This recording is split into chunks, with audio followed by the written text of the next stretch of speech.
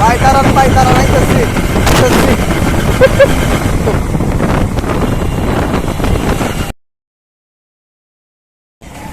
সবাইকে বলতেছি বাইক একা কিনবেন, একা চালাবেন, কাউকে চালাতে দিবেন না।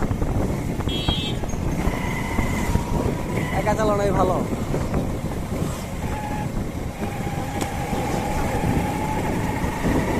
অন্যের হাতে গেলে বাইক যত্ন থাকবে না।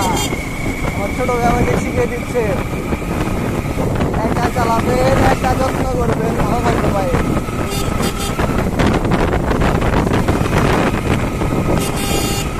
অবশ্যই আমার পেজে সবাই ফলো দিবেন, লাইক দিবেন।